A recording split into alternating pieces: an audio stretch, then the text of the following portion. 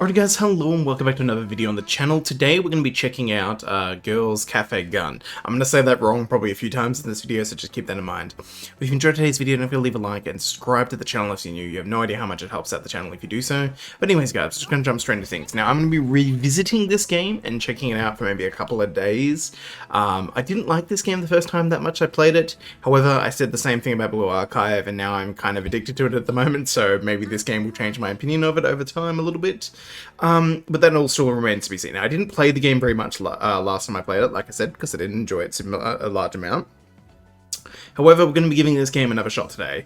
So we're going to be taking a look at a few different things. Now, for starters, I want to mention I haven't unlocked most of the modes, so sorry about that. I'll do an updated video maybe in a few days, once I've played a bit more. But we're going to go over all the different modes. We're going to do like some summoning, we're going to check out the store, we're going to do some combat, and we're going to check out the cafe feature, which is a big feature, obviously, in this game. Alrighty. So first things first, we're just going to start things off with the combat. We're just going to jump into the campaign, and I'm going to play one of the stages that I actually just played.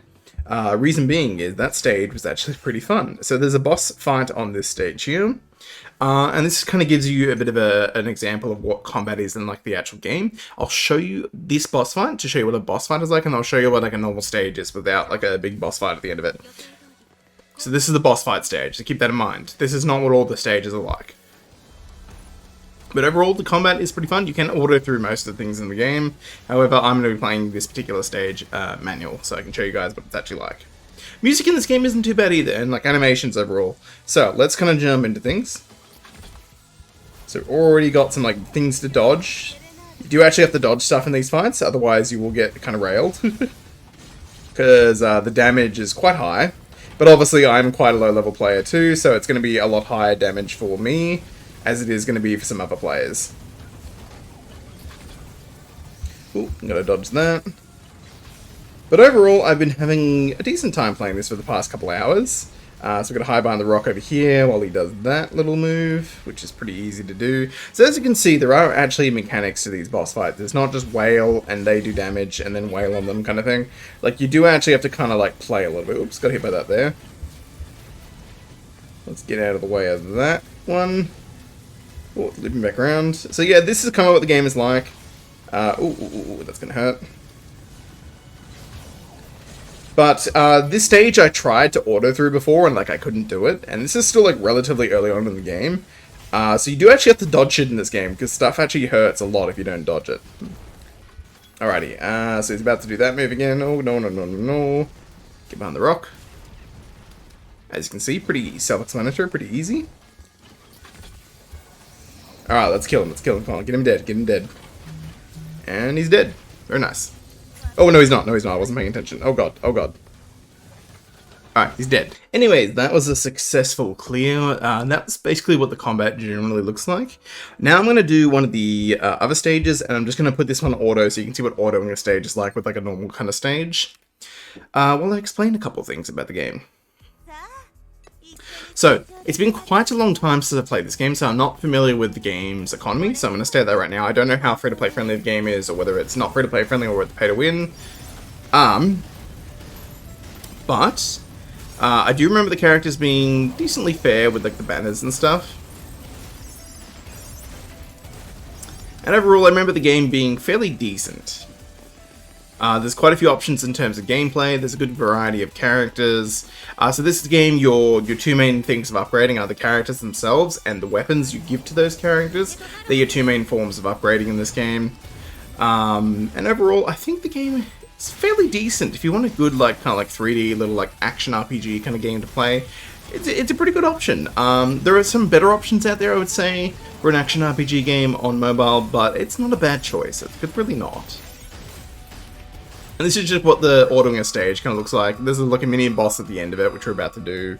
This is nothing like the boss we did in the first stage we did. But yeah, this is just the general game. Graphics are pretty nice as well. Like, character models are decent. They're all chibi. Which I used to really dislike. However, in recent times, after playing a lot of Blue Archive for the past week, I'm actually kind of starting to grow on the chibi model. I actually don't mind it as much as I thought I did. So that's something to say. If you don't like chibis, you might actually enjoy this game. Or go check out Blue Archive if you don't like chibis. The Blue Archive is also an amazing game. I've been playing the shit out of that recently. It's had so much fun with it. So the mini boss that's going to trigger. We're probably going to kill this thing pretty easily. Hopefully, actually. We might take a bit of damage here from those explosives. As you can see, though, the game is, from what I found, to be a little bit noisy sometimes in terms of, like, visuals on the screen, which some people might find cool, but I need things to be, like, clear and concise so I can understand what's going on, what I'm dodging, what I'm not dodging kind of thing. That might be my fault, though. That might just be some of the characters I'm using. But overall, I'd say pretty decent in terms of combat. I'd say if we're rating out the combat like out of 10, it's probably like a 7 or 8 out of 10 in terms of combat. It's not amazing, but it's also not bad. It's pretty good. Alrighty, so let's check out the cafe portion of the game now, which we can do by just going back to our menu. Into the cafe. So there's quite a bit of few things you can do in this cafe system. So for starters, you can customize the look of the cafe. I haven't really done too much of that yet, unfortunately. So you can make your cafe copies essentially in here. These essentially... I actually don't know what these do. I think they give a buff of some kind? Ugh. No, I actually don't know. It's been a while since I've seen the explanation for these. I can't remember exactly what those do. But then you obviously get furniture, so you get different currency you get given, so you can purchase the, different furniture sets for your cafe. Pretty self-explanatory there. You've got your decor mode, so you can come in here and you can choose presets for your essentially thing. Obviously, you have to have all the parts for these to be able to actually do this. As you can see, one's highlighted in red, the ones I don't have. But that's pretty cool overall. And then you can also customize with your own furniture and stuff and manually as well. Pretty good in that aspect. And it has taken away all of my tables. Why has it done that? Shit. Hold on. Okay, let's put that back. That was concerning. Okay, and then we've got info here. So this gives us some crystal rewards. I believe this is the crystal rewards we're getting for the day currently.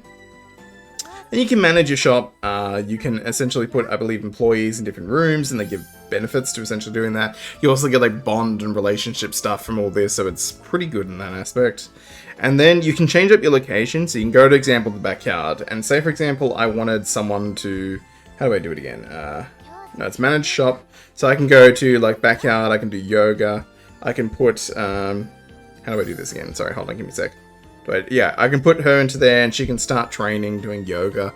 It's pretty self-explanatory. Or I can go I want you to read some manga in there. And as you can see, I'll get rewards for essentially doing that after a certain period of time, and their relationship point level increases by doing that too. So overall, a pretty good cafe system, and honestly, very, very similar to Blue Archive. And actually, if I'm thinking about it now, very similar indeed. But let's take a quick look at the shop. So in terms of things that you can purchase in this game, I don't know how worthwhile some of these things are, because yet again, I'm not super familiar with economy. I don't know how many tickets you need to go to pity and stuff. But I suppose some of these bundles are good value. I don't know, there's a lot of bundles in this game. That's one thing I did notice. They have a lot of bundles in this game of different things, because that's just there. Then you have merchandise exchange, which this is your different shop things. So there's a lot of stuff in the shop in this game, and honestly, I would need to play more to be able to fully understand everything that's in here. But there's a lot of stuff. I'm assuming some of these are pity things you get from doing pity summons, so you can get stuff, and then probably different game modes offer you different tickets and stuff, so you can go in there and redeem things that you need. Alrighty, so I don't have enough to do a multi, but what we are going to do is we're going to go in and do a couple quick summons, so you guys can see what the summoning animation's like, and there's this banner here. We do have a couple tickets actually, well, one ticket, so let's pop that. So the whole animation of this is you unlock the door, the color of light will spew out, so it'll be blue, purple, or gold, and that'll determine what rarity of character you get, so we just got a rare, for example, right there. I doubt we're going to get anything, but if we do, that'd be pretty awesome. So there's probably going to be another blue, yep, just going to skip over that. Just skip over the ones that we don't get anything good on. I actually only have one gold character at the moment, so yeah, it'd be nice to get another one, but I'm probably not going to in these rolls. Nah. Oof. Alright, one last one. Oh, it's purple. I'll take it. I need some more purple characters. I'm still kind of using them at the moment, since I don't have many characters to go with. Okay, she's pretty cool. She's pretty cool. Oh, we have one more. Okay, we have one more. Can it be a gold character this time? Okay, nah, that's fine. So overall, character art in this game is pretty decent. Obviously, they use the 3D models for the chibi 3D models in game. But Most of them in this are kind of displayed in these like card kind of formats, and you can kind of how do I do it again? Preview them like this. And during cutscenes, a lot of the characters that do show up do have live 2D. Actually, as you can see, she has live 2D on the main menu screen. I don't actually know how to change her. I was trying to find how you change the character if you can before I was playing. I don't know if you can actually do it, but I was trying to find it and I couldn't find the option for it, but I'll have a little look around another time. Okay. But I think that's the general gist of this game. It's basically at the cafe, you're fighting, your supply, different shop kind of things. We'll go into like show you guys what the other game modes I have unlocked. So this is the bounty mode. This can be your basically daily resource grind. You come in here for a certain amount of times per day. You come in here, run the mission, get the real resources, and there's obviously different levels to give you more of said resources. That's pretty self-explanatory. I don't really think I need to show you that, guys, that if you played a gacha game before, you're going to know what that feature kind of is. Then you have this feature, which I actually just unlocked today, which I don't know what actually it is. Like I said, I'll probably, if I continue playing this game for a couple of days, I'll probably make an updated video on this. But this looks like some kind of mode where we just get a bunch of resources for completing a bunch of different stages. And assuming at the ending we get a discount sale or something like that. I'm not really too sure what this is. Okay, anyways, I'll come back to these modes later on. I'm going to unlock all these game modes, or as many of them as I can, and I'll come back in a couple of days and I'll do an updated video on like the game modes kind of stuff.